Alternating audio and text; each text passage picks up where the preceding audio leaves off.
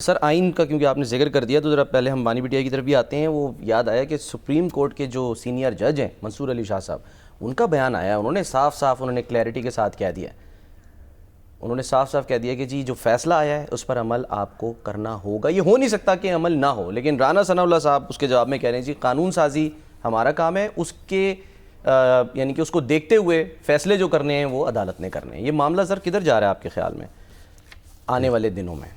نہیں دیکھیں, تصادم انہوں نے تو یہ بھی اعتراض کیا ہے کہ منصور علی شاہ صاحب کو تقریر نہیں کرنی چاہیے تھی. ان کی تقریر پر بھی اعتراض کیا. جی ہاں بالکل. تو اصل میں اللہ صاحب نے تو امریکہ میں جا کے تقریر کی ہے, تو منصور علی شاہ صاحب نے تو یہی تقریر کی ہے. تو جج حضرات تقریر بھی کرتے ہیں تو ان کی تقریر کو کوئی قدغن نہیں. آپ کو پتا ہے کہ کیانی صاحب مرحوم جو تھے ایوب خان کے دور میں تقریریں کرتے تھے.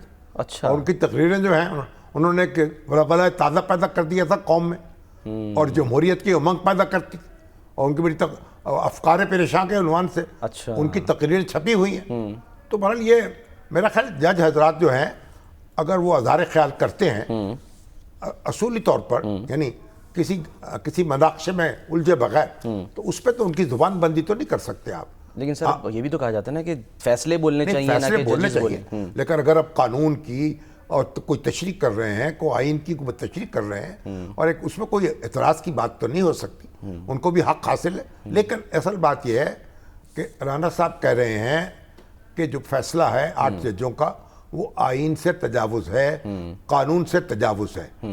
اور جو ہمارے جسٹس منصور علی شاہ صاحب ہیں جو کہ آئندہ کے چیف جسٹس ہیں, جی ہاں, اس وقت سینئر ترین جج ہیں اور بڑے قابل عزت ہیں, بڑے روشن دماغ ہیں. اگر قانون میں تبدیلی نہیں ہوتی اور چیف جسٹس وہ نہیں, قانون میں تبدیلی نہیں ہو سکتی. قانون میں کیسے تبدیلی سر, وہ یہ خبریں تو تھیں نا کہ ہاں جی قانون میں تبدیلی نہیں ہو سکتی, کوئی آسان کام نہیں ہے. اچھا, آئین میں تبدیلی کرنی ریٹائر پڑے ہوں گے چیف جسٹس؟ نہیں, بالکل وہی ہوں گے. اور کیا ہے, اور آئین میں جو تبدیلی ہے اس کو 2/3 چاہیے. 2/3 کسی کے پاس نہیں, 2/3 سے بھی بات نہیں بنتی.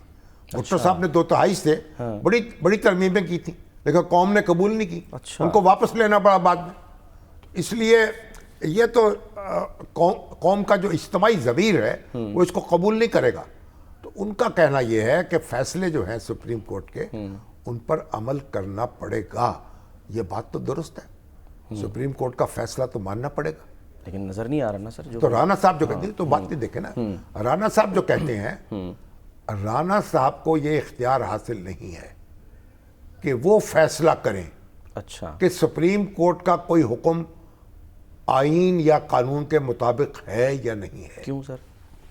یہ سپریم کورٹ کا کام ہے.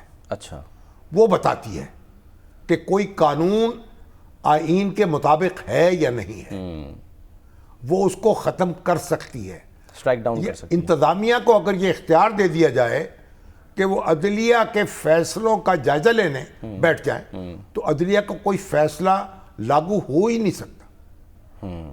ہر فیصلہ جو ہے اس میں حکومت وقت کو اعتراض ہوگا, کسی پہ اپوزیشن کو اعتراض ہوگا.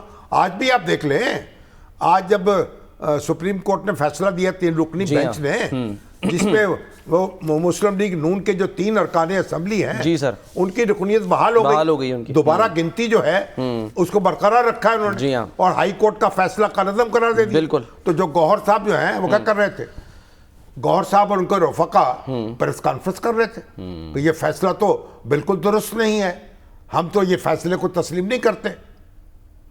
جب ان کے خلاف آیا ہے تو اب ان کو تکلیف ہو گئی. جو رانا صاحب کے خلاف آئے گا ان کو تکلیف ہو گئی, تو پھر ساروں کی تکلیفیں اگر اکٹھی کر لیں تو پھر تو سپریم کورٹ تو مذاق بن گئی. ایگزیکٹلی. تو فیصلے سے آپ کو اعتراض ہو سکتا ہے, لیکن ماننا پڑے گا. اس کے بغیر ایک نظام چل نہیں سکتا. ہاں, اگر آپ کے پاس 2/3 اکثریت ہے, آپ کارروائی کر دیں. آپ نے اپنا قانون بنایا ہے نا, آپ نے ایک قانون میں ترمیم کی ہے اور کہا ہے کہ جناب وہ سیٹیں نشستیں جو ہے برقرار رکھنے کی کوشش کی ہے, مگر اس قانون کا جائزہ لینے کا اختیار بھی سپریم کورٹ کے پاس ہے کہ اس کو یہ آئین کے مطابق ہے کہ نہیں ہے. ٹھیک ہے.